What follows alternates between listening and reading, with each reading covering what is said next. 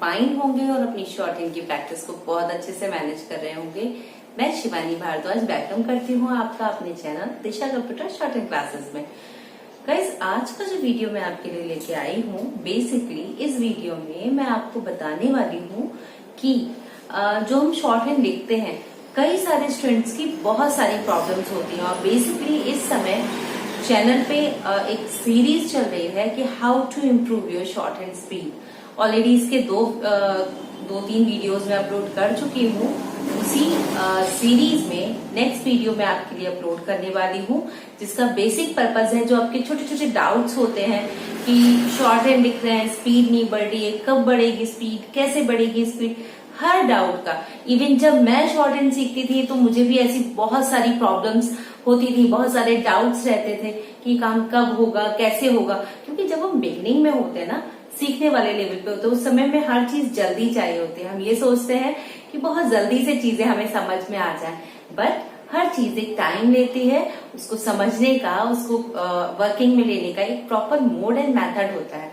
तो ये सारे डाउट्स मुझे भी हुए हैं और जो डाउट्स आपको भी होते हैं, बिकॉज अभी आप सीख रहे हैं, ठीक है। तो जो डाउट्स बेसिकली हमें प्रॉब्लम क्रिएट करते हैं कि भैया ये बढ़ेगी भी या नहीं बढ़ेगी, मैं तो इतने पे ही अटक गई या अटक गया, या फिर मेरे वर्ड्स में एक्यूरेसी नहीं आ रही है, वर्ड सही नहीं बन रहे। तो कोशिश कर रही हूँ स्टेप बाय स्टेप आपको सारे फैक्ट्स एंड फैक्टर्स क्लियर करूं, ताकि आपका कॉन्फिडेंस बढ़े एंड मोटिवेशन लूज ना हो। बिकॉज अगर आप अंदर से मोटिवेट रहेंगे और आपका मेन टारगेट जो जॉब का है, अगर आपके माइंड में वो फोकसफुली रहेगा, तो no doubt step by step हर चीज मैनेज हो जाएगी। कभी ऐसा मत सोचिए कि आज रात और कल सुबह उठे, आज सोए और कल उठे और सब कुछ बदल जाएगा।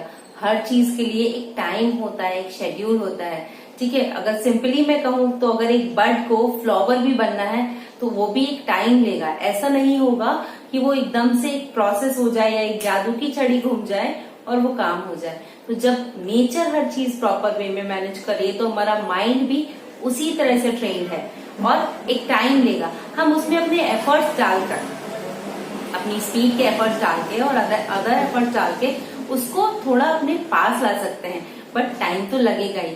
लेकिन हाँ, जो छोटे छोटे डाउट्स होते हैं, जो प्रॉब्लम्स होती हैं कि इसको कैसे क्लियर करें, इसको कैसे मैनेज करें, उस पर हम आज वर्क करेंगे और आपको एक गाइडलाइन दूंगी ताकि आप एक प्रॉपर वे में उसको मैनेज कर पाए। तो वीडियो को लास्ट तक देखिएगा, बिकॉज ये आपके लिए है और आपकी स्पीड के लिए है। स्पीड तो आपको ही बढ़ानी है, मैंने तो आपको इंस्ट्रक्शंस देने हैं। आपकी कोई भी प्रॉब्लम है उसका मुझे आपको सोल्यूशन प्रोवाइड करना है, ठीक है। बट एक्चुअली जो वर्क करेंगे वो तो आप ही करेंगे, उस वर्क को मैं नहीं कर सकती। तो आप अपना वर्क कीजिए, मैं अपना वर्क करती हूँ आपको मोटिवेट करने का प्लस रूल्स बताने का। तो चलिए अभी हम वीडियो शुरू करते हैं और हमारा जो सबसे पहला पॉइंट आता है, बेसिकली क्या होता है कि लिख तो लिया, ठीक है, पर पढ़ नहीं पा रहा। तो सबसे बड़ी प्रॉब्लम है, आज हम इसी प्रॉब्लम पे बात करेंगे कि लिखा तो है, लिखा सब कुछ, क्योंकि जब हम लिखते हैं तो हमें एक आउटलुक मिल जाता है कि कितने वर्ड्स छूट रहे हैं, किस तरह से हमने लिखना है या क्या हमारा रह गया, पर पढ़ नहीं पा रहे।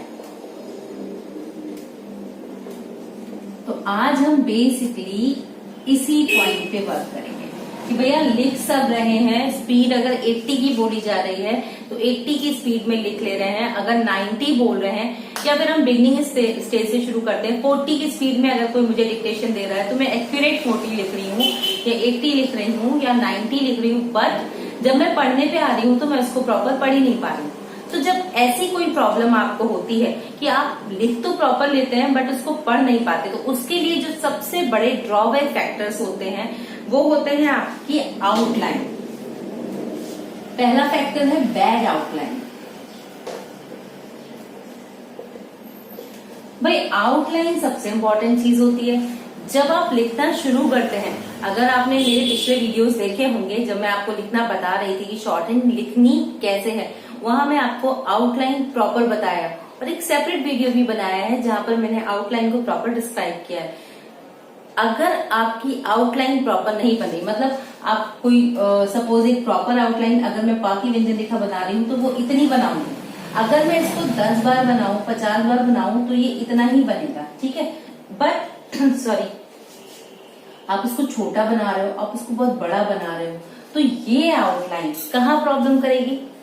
वहां तो आपको नहीं पता चलेगा। अगर आप किसी से सीख रहे हैं या आप ऑनलाइन भी सीख रहे हैं तो फ्रिक्वेंटली आप क्वेश्चन आस्क किया कीजिए, ठीक है। जो भी जहां जिस मोड से भी सीख रहे हैं तो वो आपको पक्का डेफिनेट बताएंगे कि वो क्या प्रॉब्लम क्रिएट करेगी। तो अगर आपकी आउटलाइन प्रॉपर नहीं होगी, इन शेप नहीं होगी, तो आपको प्रॉब्लम ये आएगी कि जब आप शब्द चिन्ह बनाएंगे। अब देखिए, अगर आप ये आउटलाइन बना रहे हैं, ठीक है, तो मैंने लिखा, तो मैं इसको पट पढ़ूंगी या मैं पत पढ़ूंगी, ठीक है। अगर आप ये आउटलाइन बना रहे हो तो मैं आप पढ़ सकती हूँ, है ना। और अगर आप ये आउटलाइन बना रहे हो तो इसमें मैं तर दर लगा के, मतलब अगर आप लंबी आउटलाइन बना रहे हैं इस तरह से, तो मैं इसमें तर दर लगा के भी इसको पढ़ सकती हूँ। तो देखिए, आउटलाइन हमारी एक ही थी, बट उसमें रूल 3 अप्लाई हो गए कि भाई वहां पर मैं इसको पट या पत लगा के पढ़ सकती हूँ, मैं शब्द चिन्ह पढ़ सकती हूँ, या फिर मैं तर दर का रूल अप्लाई करके उसको डिफाइन कर सकती हूँ। तो सबसे इम्पोर्टेंट पॉइंट इज दैट कि आपकी आउटलाइन का स्ट्रक्चर सही होना चाहिए, वो प्रॉपर वे में फॉर्मेट होनी चाहिए। जैसे कि अगर मुझे यहाँ पर लिखना है मन मान माना, ठीक है, तो मैं इसको इस तरह से लिखूंगी। अब अगर मैंने इसको छोटा बना दिया तो ये मंद के लिए पढ़ लिया जाएगा। तो मतलब आउटलाइन बहुत ज्यादा इफेक्ट करेगी या आपने उसके क्या बनाया। या फिर सपोज कीजिए आपने जो भी आउटलाइन बनाई है, भारत लिख रही हूं मैं, ठीक है, आपने एक जगह भारत ऐसे लिखा, एक जगह भारत में आउटलाइन बड़ी कर दी, दूसरी जगह भारत पूरा लिख दिया, है ना। अब ये 3 स्ट्रक्चर आपने एक ही डिक्टेशन में अगर बना दिए, ठीक है, तो क्या प्रॉब्लम आ रही है? एक तो आउटलाइन, यहाँ मेरी आउटलाइन सही थी बट मैंने स्ट्रक्चर अलग अलग यूज कर दिया, यहाँ मेरी आउटलाइन प्रॉब्लम कर रही थी।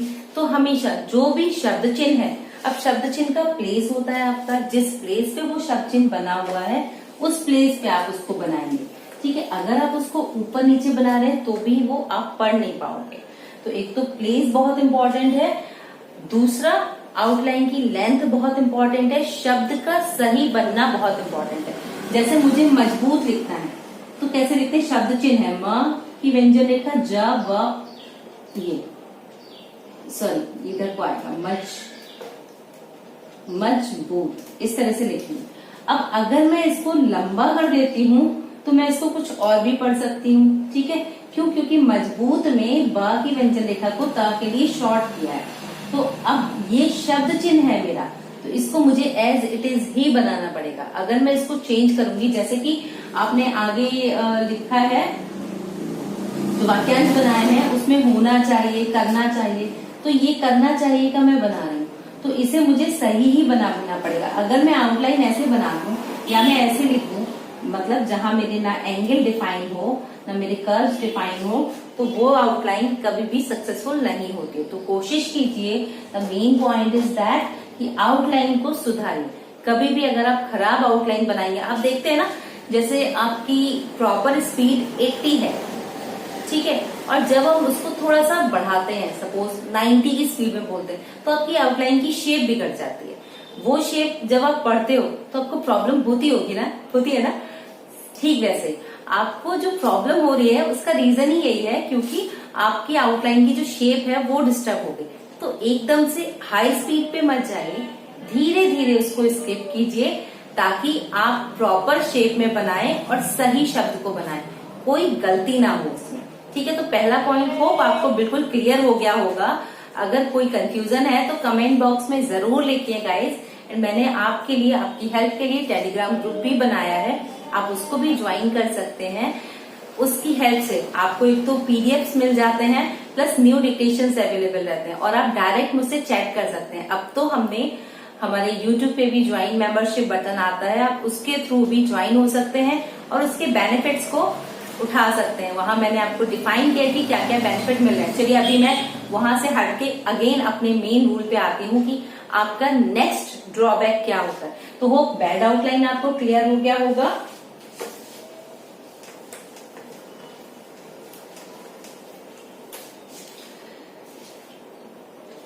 इसके बाद आता है आपका लैक ऑफ प्रैक्टिस,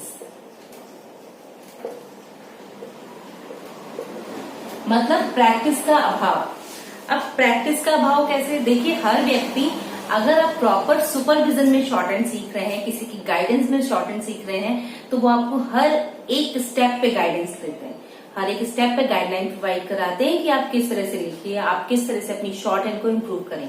ठीक है, बट अगर आप कोई अदर सोर्स से लिखते हैं तो वहां पर भी आपको ऑप्शंस प्रोवाइड होते हैं। ठीक है, चैटिंग के ऑप्शंस प्रोवाइड होते हैं, कमेंट के ऑप्शन प्रोवाइड होते हैं। अब क्या होता है, आपने लिखना शुरू कर दिया बट प्रॉपर गाइडेंस नहीं थी। जैसे कई स्टूडेंट्स का मैं देखती हूँ, वो कहते हैं कि भाई बुक के रूल्स कवर हो गए हैं, अभी स्पीड नहीं आई। तो आप समझिए, बुक के रूल्स ने तो आपको ये सिखाया है कि आप शॉर्ट हैंड लिखें कैसे। स्पीड तो तभी आएगी ना जब आप उसको प्रॉपर प्रैक्टिस में लेंगे। आउटलाइन, जो मैंने पहले आपको टॉपिक बताया कि बैड आउटलाइन, वो भी तभी सुधरेगी जबकि आप प्रॉपर प्रैक्टिस करेंगे। भाई, जब आपने कोई शब्द चिन्ह की प्रैक्टिस की ही नहीं होगी तो आपको क्या लगता है आउटलाइन सुधर जाएंगी? हो ही नहीं सकता, नहीं सुधरेगी। तो प्रैक्टिस मस्ट है। देखिए, मैं आपको चैनल पे भी smart outline and advance outline के वीडियोस प्रोवाइड करती हूँ, तो वहां पर भी बेसिक जो कंसेप्ट है दैट इज प्रैक्टिस। आप जितनी भी मैं आउटलाइन प्रोवाइड कर दूं ना, मैं डेली का अगर एक वीडियो भी आपके लिए डाल दूंगी, बट अगर आप प्रैक्टिस नहीं करेंगे तो वो चीज भी कभी हेल्पफुल नहीं होगी। ठीक है, तो प्रैक्टिस मस्ट है। आप शब्द चिन्हों की प्रैक्टिस कीजिए, आप डेली का एक कंसेप्ट बनाइए। इतने सारे शब्द चिन्ह हो जाते हैं, वो कैप्स हो जाती है, हमारी खुद की वो कैप्स हो जाती है। सारा एक दिन में नहीं होगा, बट उसका एक शेड्यूल बनाइए, आप उसका एक कंसेप्ट बनाइए कि भाई ये सपोज आपके राजनीति से संबंधित वर्ड है, विधायकी से संबंधित वर्ड है, डिपार्टमेंटल वर्ड है, अदर आपने एडिटोरियल से इकट्ठे किए हैं, तो है तो आपके पास सारा मैटर ना, सारी चीजें, सारा कंसेप्ट आपके पास इकट्ठा है। आप क्या कीजिए कि आप उनका एक स्ट्रक्चर वाइज प्रैक्टिस कीजिए कि भाई ठीक है, आज मैंने विधायकी से संबंधित सारे शब्द देख लेने, और बहुत ज्यादा टाइम नहीं लगेगा। आप खुद देखिए, 15 से 20 मिनट में आप सारे लेटर्स को रिवाइज कर लेंगे। मैं सेक्शन वाइज कह रही हूँ, ठीक है, अगर मैं सारे कहूँ तो it takes time, but when we will convert it into a section, तो वो क्या होगा, उतना सेक्शन आप एक दिन में देखिए। भाई, लोड भी कम है, काम आपके पास उतना ही है, फोकस करने के लिए आपके पास एक मैटर है। आप इस प्रैक्टिस से अगर काम करेंगे, ठीक है, तो आप बहुत अच्छी ग्रिपिंग मेंटेन कर सकते हैं। और ये बहुत जरूरी है, क्योंकि एग्जाम में कोई इफ एंड बट नहीं चलता है, वहां एक्यूरेसी चलती है। अगर आपकी एक्यूरेसी अच्छी है तो आपकी स्पीड आई है, और स्पीड आई है तो आप सिलेक्ट हैं। अगर आपकी एक्यूरेसी नहीं है तो स्पीड डाउन है और आप रिजेक्ट हो जाएंगे। मैं ऑनेस्टली मैं ऐसा नहीं चाहूंगी कि कोई भी रिजेक्ट हो। क्यों? क्योंकि अगर आप सीख रहे हैं, आप इतनी मेहनत कर रहे हैं, तो आपका मेन टॉपिक ये है कि आप सक्सेसफुल हो, आप आगे बढ़े। तो प्रैक्टिस सबसे इम्पोर्टेंट है। अब प्रैक्टिस, आप जो भी प्रैक्टिस करते हैं, आप शब्द चिन्ह भी प्रैक्टिस करते हैं, तो लिखिए, बनाइए, कम से कम 3-3, 4-4 बार आप लाइंस में उसको ड्रॉ कीजिए, ताकि आपका फॉर्मेट क्लियर हो, आपको समझ में आए कि आपको क्या शब्द बनाना है, वो किन किन रूल से मिलके बना हुआ है। ठीक है, इसके बाद देखिए क्या होता है, lack of guidance, it is also basically, अगर मैं कहूँ तो these both point are included in my इससे पहले अभी जो मैं आपको बोल रही थी उसमें ये दोनों चीजें ऐड हुई है। भाई, अगर आपको प्रॉपर गाइडेंस नहीं है कि आपको आउटलाइन कैसी बनानी है, कहाँ लिखनी है, किस तरह से लिखनी है, आप अभी बिगनर लेवल में हैं, जब आप स्मार्ट एडवांस लेवल में जाएंगे तब आपको वर्ड्स को किस तरह से मैनेज करना है। तो अगर इन सब चीजों की आपको प्रैक्टिस नहीं है, आपको किसी ने सुपरवाइज नहीं किया है, आपको किसी ने नहीं बताया है, आपके इंस्ट्रक्टर ने आपको नहीं बताया है, तो भी आपकी स्पीड बहुत प्रॉब्लम करेगी। तो क्या होगा, लिख तो बहुत कुछ लेंगे पर लास्ट में भाई कि हमसे तो पढ़ा ही नहीं जा रहा। तो पढ़ा क्यों नहीं जा रहा है? क्योंकि आउटलाइन सही नहीं बनी, आपको गाइडलाइन नहीं दिया गया कि भाई ये शब्द कहाँ बनाना है, लाइन के ऊपर बनाना है, लाइन पर बनाना है, लाइन को काट कर बनाना है। तो ये सारी चीजें बहुत इंपॉर्टेंट हो जाती हैं आपकी स्पीड को बढ़ाने में, और आपने जो लिखा है वो पढ़ नहीं पाने को कन्वर्ट करने में, पढ़ पाने में। ठीक है, तो ये सारे फैक्टर्स होते हैं। अब इसके बाद क्या आता है हमारा कि भाई हमने आउटलाइन सुधार ली, ठीक है, प्रैक्टिस का क्राइटेरिया मैनेज कर लिया, और गाइडलाइंस के अकॉर्डिंग जैसा हमें इंस्ट्रक्शंस दिए जाते हैं उसके अकॉर्डिंग हमने प्रैक्टिस भी कर ली। अब क्या फैक्टर आता है कि हम फिर भी नहीं पढ़ पा रहे हैं, तो क्या है कि आपने समवेयर बेसिक रूल्स प्रॉब्लम कर रहे होंगे आपके। ठीक है,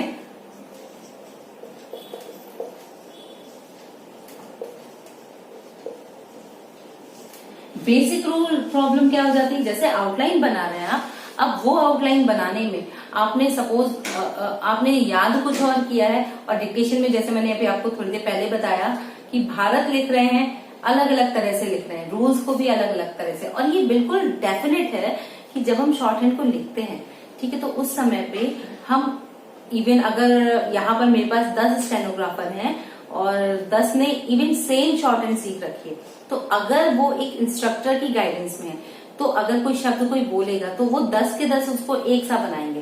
बट जब हम अपनी शॉर्ट हैंड लिखने में आ जाते हैं तो उस समय पे वो 10 के 10 उस शब्द को अपने अकॉर्डिंग बनाएंगे।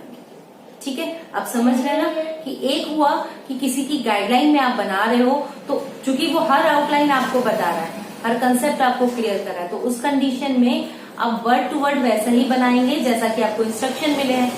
जब आप अपनी शॉर्ट हैंड लिखना शुरू कर देते हैं, उस समय पर हर व्यक्ति का अपना रूल फॉलो करने का मेथड होता है। अब भाई जो शब्द सपोज कीजिए मैंने लिखना है भारत ही लिखना था, तो ये शॉर्ट बन गया, मैंने ऐसे लिखा, किसी अदर व्यक्ति ने इसको ऐसे लिखा, ठीक है, ये और किसी और ने उसको इस तरह से भी लिख सकते हैं। ठीक है, ऐसे ही बदमाश का है, बाकी आउटलाइन को हम शॉर्ट करते हैं ना, तो अगर आपको रूल क्लियर होंगे, ठीक है, तो आप कैसे बना सकते हैं, बदमाश। अब ये रूल है, आप साउंड लगाए ना लगाए वो एक अलग मैटर करता है, कि यहाँ पर मैंने बा के लिए इसको छोटा कर दिया। बदमाश ऐसे भी बन सकता है, बदमाश ऐसे भी बन सकता है, थोड़ा बड़ा बनाना पड़ेगा मुझे, बदमाश ऐसे भी बन सकता है, यही शब्द आप इस तरह से भी बना सकते हैं। ठीक है, अब देखिए रूल्स बढ़ते जा रहे हैं, बदलते जा रहे हैं। ठीक है, अब हमें ये डिफाइन करना है कि किस शब्द से, किस तरह के आउटलाइन बनाने से हमारा शब्द जल्दी बनेगा और हम उसको इजीली ट्रांसक्राइब कर लेंगे, जल्दी पढ़ लेंगे। तो अब ये चीजें आप डिक्टेशन टाइम पे अननोन वर्ड के लिए तो चलिए हमने उसको छोड़ दिया, पर जो नोन वर्ड है, अगर आप मेन डिक्टेशन टाइम पे ये डिफाइन करेंगे कि ये वाला बनाए, फर्स्ट बनाए, सेकंड बनाए, थर्ड बनाए, तब तक तो बोलने वाला बहुत आगे चला जाएगा, फिर आपकी डिक्टेशन कहाँ जाएगी, तो बहुत पीछे रह गई, आप छूट जाएंगे, आपका लिखा हुआ भी छूट जाएगा। तो कोशिश कीजिए कि बेसिक रूल्स क्लियर हो और जो भी आउटलाइन आप बनाएं बिल्कुल क्लियर एंड रिफाइंड होनी चाहिए। जितनी क्लियर और रिफाइंड आउटलाइन आप बनाएंगे उतनी जल्दी आप शब्द को पढ़ पाएंगे। देखिए शब्द अभी ही मैं आपको बता दी, तो 3 तरह से बता दिए मैंने। ठीक है, अब आप खुद देख के एनालाइज कीजिए कि यहाँ पर किस शब्द से आप बहुत जल्दी और फास्ट लिख सकते हैं, वो चीज इंपॉर्टेंट है। मैं आपको अगर स्मार्ट और एडवांस आउटलाइन भी बताती हूँ, तो आपको अगर 2 फॉर्मेट होते हैं तो मैं वो दोनों ही आपको प्रोवाइड करती हूँ। बेसिक रीजन ये होता है कि आप उसको अच्छे से समझें और जो आपके हाथ पे इजीली स्मूथली बनती है आप उसको बनाइए। ठीक है, तो ये जरूरी है कि आप ये फॉर्मेट करें। एंड सबसे लास्ट आज के वीडियो का, क्योंकि ये तो सीरीज है, कई सारे पॉइंट मुझे डिस्कस करने हैं छोटे छोटे, तो जो मुझे याद आ जाते हैं वो मैं आपके लिए यहाँ पर एक्सप्लेन कर देती हूँ। आपको भी कुछ प्रॉब्लम होती है तो आप फ्रिक्वेंटली कमेंट बॉक्स में लिखिए, उनपे भी हम वर्क करेंगे, क्योंकि काम तो यही है कि आपको शॉर्ट हैंड टॉपर बनाना है। तो देखिए अब यहाँ पर लास्ट जो रूल होता है आज का, दैट इज कि ट्रांसक्रिप्शन आप कुछ भी करिए, ठीक है, मतलब लिखा हुआ पढ़े जरूर।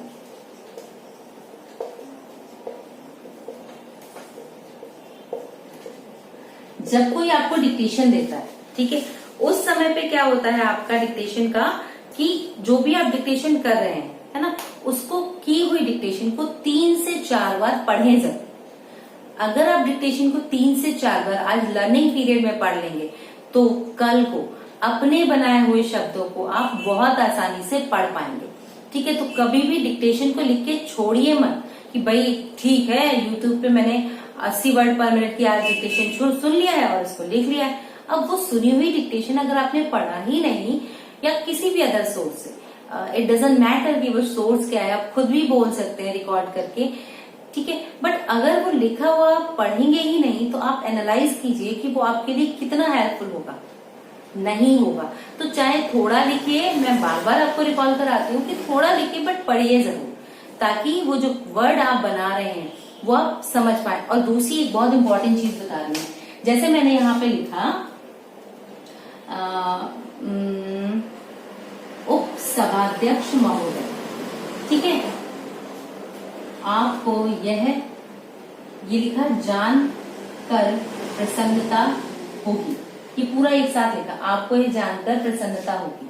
तो देखो, जब आप इसको एक्सप्लेन करो तो आउटलाइन के ऊपर हाथ को मूव करो। जब आप ऐसा करेंगे ना तो आपको बेसिक, ये अगर मैं आपको बता रही हूँ तो इसके लिए बेसिकली पॉइंट ये है कि अपनी लिखी, अब देखो ये आउटलाइन मैंने ऐसे क्यों बनाया, ताकि जब मैं इस पे हाथ चलाऊं, मेन प्रॉब्लम क्या होती है, आप कहोगे कि कैसी आउटलाइन बनाई है, इसका क्या फॉर्मेट है, मैं वैसा बना रही हूँ। नहीं, वो रीजन ये है कि मैं आपको समझा पाऊं। जब आप स्पीड में लिखते हैं आपका हाथ डिस्टर्ब हो जाता है, आप कभी कभी स्ट्रोक को कुछ का कुछ बना लेते हैं। तो जब आप अपनी लिखी हुई डिक्टेशन को 3 से 4 बार पढ़ेंगे तो उस समय पे आपकी एक हेजिटेशन रिमूव होगी और आपको आपके वर्ड्स की नॉलेज होगी, जो कि सबसे ज्यादा जरूरी है। अब मैंने यहाँ पर लिखा उपसभाध्यक्ष महोदय, आपको यह जानकर प्रसन्नता हुई, तो मैं हल्का हल्का इसके ऊपर आउटलाइन को ड्रैग करूंगी। तो आउटलाइन ड्रैग करने से क्या होगा कि बाई चांस अगर वो चीजें छूट भी रही होंगी तो ये वर्ड्स मेरे माइंड में क्लिक करते जाएंगे और उससे मैं उस शब्द को पढ़ पाऊंगी। तो खाली लिख के पेंसिल पकड़ के मुट्ठी बांध के मत बैठिए, जब भी आप उसको पढ़ें तो कोशिश करें कि उन आउटलाइंस पे अपनी फिंगर, अगर पेंसिल आपने रख दी है तो फिंगर से करें, ताकि वो वर्ड्स आपको रिकॉल होते रहे। और 3 से 4 बार तो जरूर पढ़े अपनी लिखी हुई डिक्टेशन को, ताकि आपको आउटलाइन क्लियर होते रहे, वर्ड्स फॉर्मेट क्लियर होता रहे। तो वो अभी जितना मैंने आपको बताया आपकी शॉर्ट हैंड की पढ़ ना पाने की सिचुएशन को पूरा करने के लिए, ये आपको समझ में आया होगा। इतना फॉलो कीजिए और मुझे बताइए कि ये कितना हेल्पफुल रहा है आपके लिए। नेक्स्ट वीडियो में आपको और कुछ अच्छे पॉइंट्स बताऊंगी, कोशिश करूंगी आपके और ज्यादा डाउट्स क्लियर करने की। आपको जो डाउट हो रहा है वो भी मुझे लिख के जरूर भेजिएगा, ताकि आपका कंफ्यूजन भी मैं सॉर्ट आउट कर पाऊं। तब तक के लिए चैनल को देखते रहिए, लाइक शेयर एंड सब्सक्राइब कीजिए। Keep learning, keep watching, stay connecting. Thank you.